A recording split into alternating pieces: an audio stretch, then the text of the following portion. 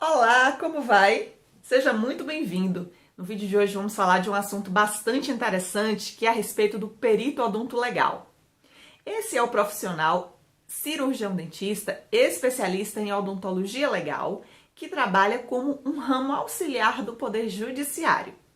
Obviamente que nós não vamos falar a respeito de tudo que o perito odonto legal exerce, mas vamos abordar uma das atividades que é bastante interessante e que talvez você nunca tenha ouvido falar, que é a respeito da identificação de pessoas através das características da sua arcada dentária. Isso é possível, sim. E muitas vezes isso é um fator fundamental para a elucidação de crimes, por exemplo. Se você nunca tinha ouvido falar a respeito disso, ou se você tem curiosidade a saber mais coisas a respeito dessa atividade do cirurgião dentista, fique aqui comigo até o final desse vídeo, deixe seu like, se inscreve no canal e então vamos começar agora!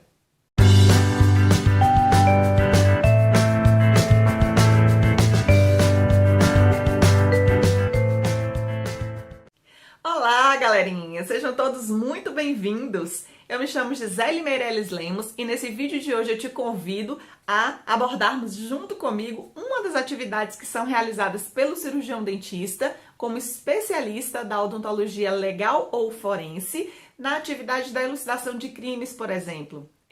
Através das características da arcada dentária.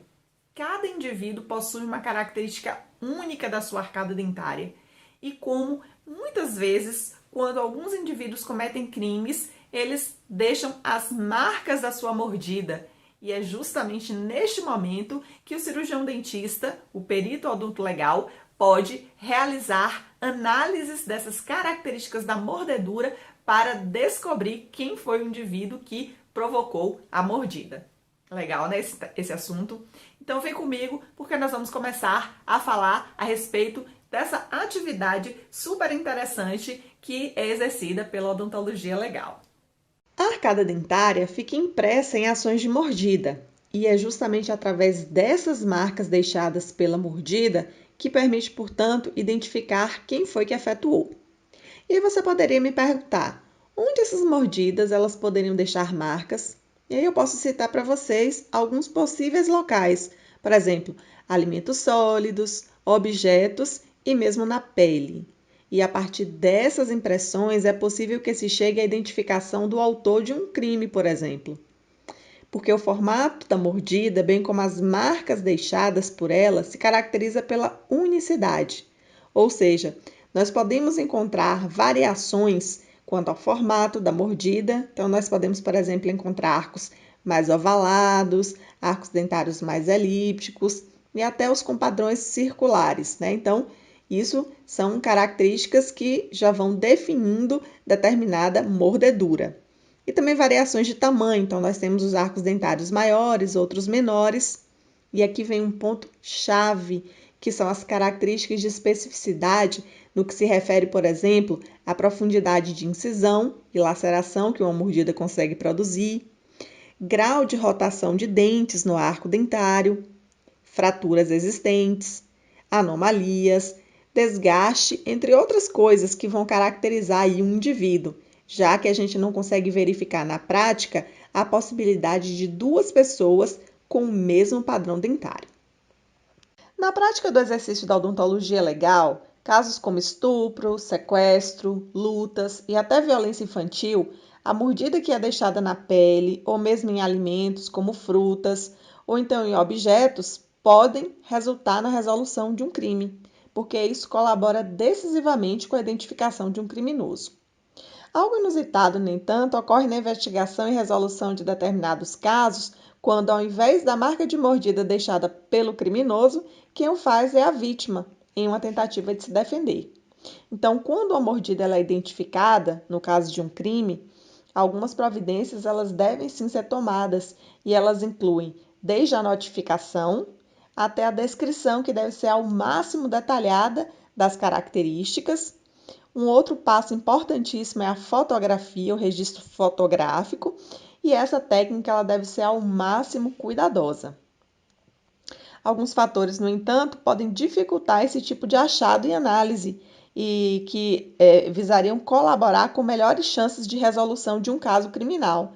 Então, dificuldade de reconhecimento das mordidas que acabam passando muitas vezes despercebidas pelo exame pericial, ou alterações nas características da mordida e que aumentam à medida que o tempo vai passando, mesmo problemas com a coleta dos próprios achados, dentre outros, né, são fatores que vão aí ser pesados no sentido de dificultar, né, uma boa resolução de um caso que poderia ser feito por meio de um achado de mordedura. Então, para que a gente tenha ideia da importância desse achado pericial, segundo alguns autores, esse é um dos maiores desafios da odontologia forense, a análise das marcas de mordida humana na pele.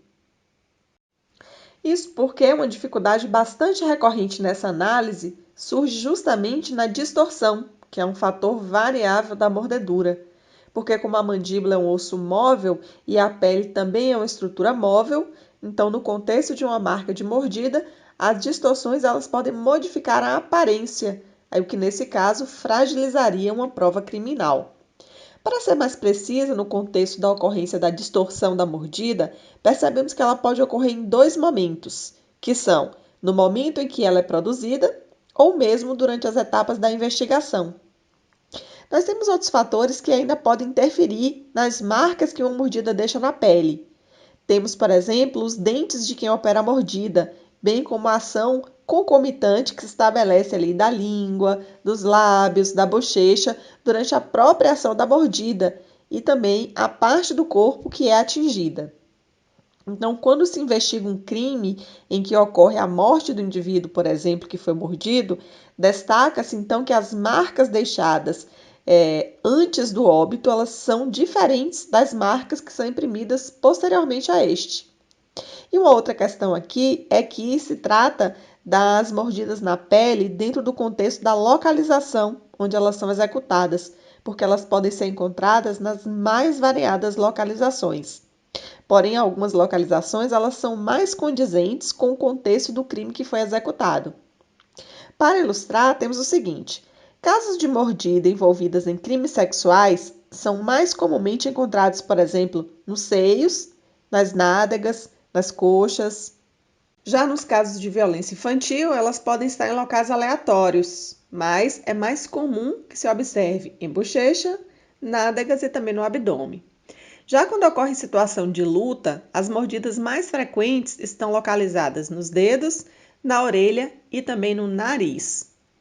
As marcas de mordida produzidas durante uma luta tendem a ser menos definidas, porque se processam de modo mais rápido e mais violento, e tendem a ser também de modo mais aleatório. Já aquelas mordidas encontradas nos casos de crimes sexuais são mais bem definidas, por serem produzidas de forma mais vagarosa, né, e podendo inclusive apresentar uma mancha vermelha central que decorre aí da ação da sucção, que é realizada aí de modo concomitante à mordida. O interessante no contexto das mordidas encontradas aí em casos criminais é que, segundo alguns autores, sua execução não é aleatória, mas possui uma motivação. Então, dentre os aspectos motivacionais citados na literatura estão a motivação raivosa impulsiva, a mordida sádica e a do ego canibalista. Então, a mordida raivosa, a mordida raivosa impulsiva, seria aquela resultante de uma frustração e incompetência em compartilhar a efetividade em situações de conflito por parte do criminoso. Já a mordida sádica ocorre a uma necessidade de um indivíduo em demonstrar poder, dominação e controle. Já no ego canibalista, o agressor morde para satisfazer o ego por meio da aniquilação, consumo e absorção da essência da vida da vítima. Loucura, né? É importante ter em mente que, para se chegar ao autor de uma mordida, deve-se empregar a metodologia científica de forma correta, sob pena de um resultado sair completamente do eixo, provocando condenações ou absolvições indevidas. Se você gostou desse conteúdo, se achou que ele foi relevante para você, se inscreva aqui no canal. Em breve estaremos de volta trazendo outros conteúdos da odontologia. Então, até lá!